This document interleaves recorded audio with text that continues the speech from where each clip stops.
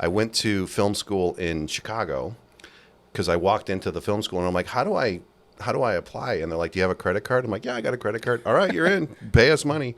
And so I did like a year and a half or 2 years of film school, but I got a job as a production assistant in a big commercial company in Chicago. And that's where I learned. That's where you learn.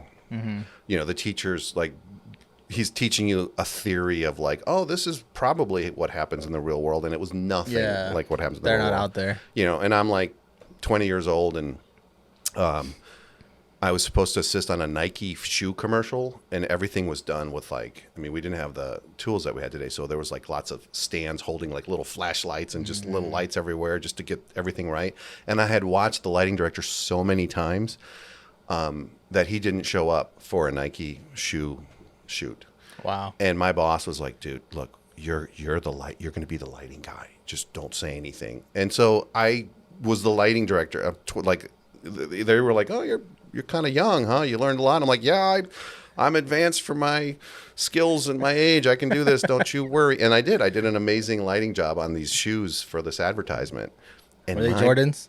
Probably. It was so long ago. But I remember my boss. No extra. I still got my PA rate. You know, I still got like whatever I was making. Like I just lit a Nike commercial, and he didn't give me any extra money. He was like, yeah, thanks. You saved the day. You saved the day. Like, Fuck you. yeah, fuck you. Yeah, so then I got out of that. But no, so I ended up I just dropped out of film school, and I'm like, well, if I can work, I'm just going to work. Yeah. Because I liked working way more than going to school.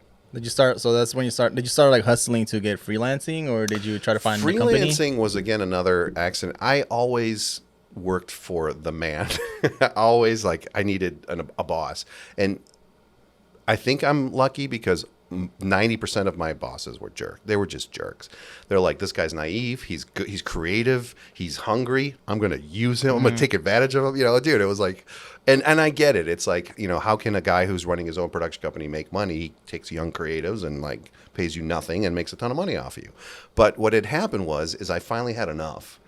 And I told my boss here in Vegas, I worked for a production house, and I told him, like, look, I can't do this anymore. Like, I finally stood up for myself, like, later in life. And I believe everybody, if you feel like standing up for yourself, just do it, because it's great.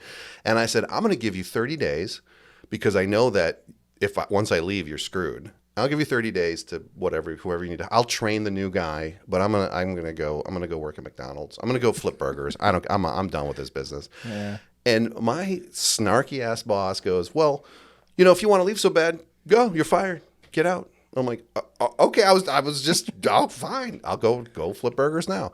And so everybody else that also left the company went freelance, and they were doing great. So I started getting calls from them. I had this one guy who said, oh, I heard you got fired. I'm like, no.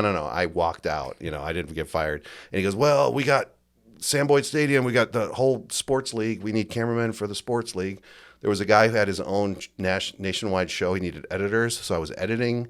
I was shooting, sports games. I was supercross, motocross. And I'm like, wow, there's a lot of money in just being your own boss in Vegas.